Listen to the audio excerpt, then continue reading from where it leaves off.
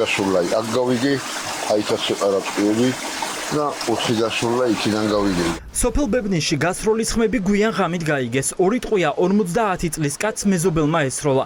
საბედისწერო კონფლიქტი მამაკაცებს შორის ჭირის სუფრაზე დაიწყო. შემდეგ კი ანგარიშწორება ქუჩაში გაგრძელდა. ზურაბ იმერლიშვილს მკვლელობაში მხილებულმა კაცმა ტყვიები მაშინვე ესროლა, როგორც კი მსხვერპლმა სახლის კარი გაუღო. დარბაზში იყო იქა და იქიდან ტაქსი მოუყვანი აქამდე ნაწულა დალია რა ვიცი, ისე არ ახსოვს.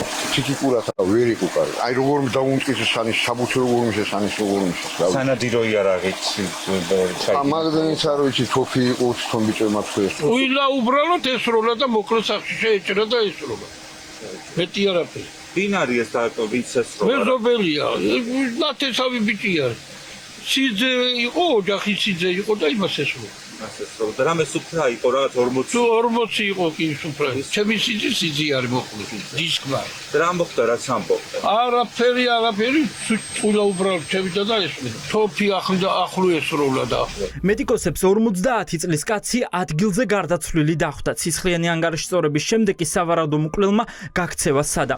ირკვევა რომ შეიარაღებულ მამაკაც სოფლის ცენტრში პოლიციას შემთხვევით შეხვდა. სწორედ ამ დროს ჩაიდინა მან ახალი დანაშაული და პოლიციას ცეცხლი გაუხსნა. ზვიად ნოზაძის ნასროლი ტყვიებით 2 სამართალდამცველი დაიჭრა. მათ სიცოცხლეს საფრთხე არ ემუქრება. ქესულა პოლიციელებს ეხლა ბიჭებმა თქვეს ეხლა თვითონ პოლიციელებმა იმაში აქ მოხვედრილი და შეეცებენ პოლიციას ოპერაციას თან იგინებოდა თქვენი ჯედა მიზეზი ნახდათ არაფერი არ ვიცი 40-ში იყო სიდედრისა ის ბიჭი რომელიც მოკლეს და იქ მოუვიდათ რამე მოკლული მამაკაცი ქარელის მერის წარმომადგენლის გიორგი იმერლიშვილის ძმა. ის სოფელში მკვლელობამდე რამდენიმე საათით ადრე ჩავიდა. ირკვევა რომ იმერლიშვილი სამკურნალოდ საფრანგეთში იმყოფებოდა, რადგან მას გულთან დაკავშირებული პრობლემები ჰქონდა. უკვე მთელი დღეა პოლიცია მკვლელობისთვის დაკავებული მამაკაცის სახლს იცავს, რადგან ჩადენილი დანაშაულის გამო სოფლის მოსახლეობა გაბრაზებულია. ადგილობრივები ამბობენ რომ ეჭვმიტანილი სოფელში სანადირო თოფით ხელში ხშირად უნახავთ. ეს უმაღლესი ბიჭი იყო რომელიც მოკლა.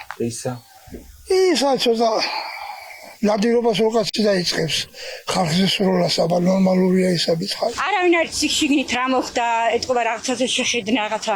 უბრალოდ რამე კონფლიქტური რაღაც წავიდა და მე ესე იყო სასმლისგან გადასული სტრეს რო გააკეთა ეგა. ნებისმიერი ოჯახის წევრი ვინც იქნებოდაო, პარეთის ვინც გააღებდა იგივე სიზამდაო.